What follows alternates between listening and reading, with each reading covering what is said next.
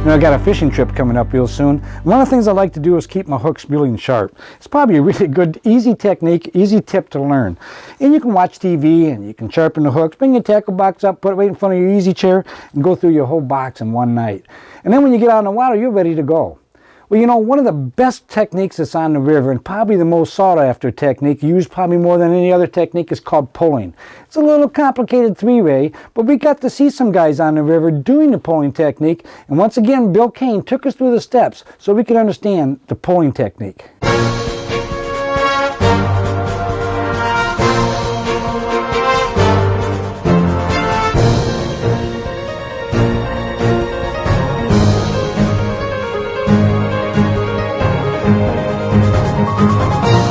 These guys, Bill, are doing something again a little bit different than what we just saw before.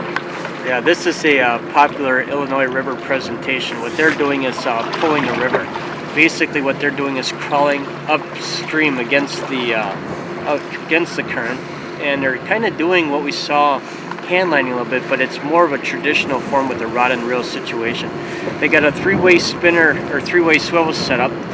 One going to the rod, one dropping down to a sinker, and then the third, of course, going back either possibly a floating jig or a small crankbait, something like that. Now, one thing, if you notice about this, they're moving very slow. Cold front, cold weather, cold water, early spring, moving slow again. And that's something that's going to help with the fishing. And every once in a while, they're going to give it a little pump, because when a minnow's swimming in the water, it only doesn't have just one speed. It's going to be running different things. It's going to give a more natural presentation, sometimes trigger a strike. They using a minnow, do you think, on this? Or they could be using a minnow tipped with a floating jig. They might be using a small crankbait, a shad rap, a thunder stick, or something. A lot of variety on that. Yeah, there's a lot of variation you can do with that. Again, one of the things they're doing is working the presentation but covering a large area.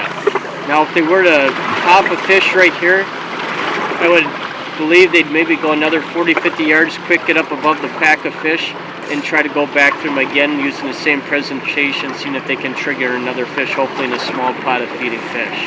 This is great. I mean, there's more and more variety on. Yet we're hundreds of yards from each other, and yet a whole variety of different techniques for the same kind of fish. That's for sure. There's not just one way to fish. To just come out here and say I'm going fishing, there's so many ways to choose from fishing, and until weigh-in, we probably don't know which one's the best one or the right one for today. Right.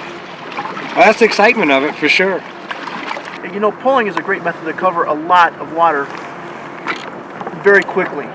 You cover a lot more water than you cover when you're jigging. And in certain situations, you can catch a lot more big fish because you are covering more water to begin with. The method I like to use, depending on the current, you want to have just enough weight to keep your rig right down on the bottom. You want to be within 2 inches of the bottom. I like to use a 5-foot line back to a floating jig head, and I like to use bright colors, which is what we call hot colors, such as your chartreuse green, chartreuse orange, pink and white, any kind of floating jig head that has a hot color.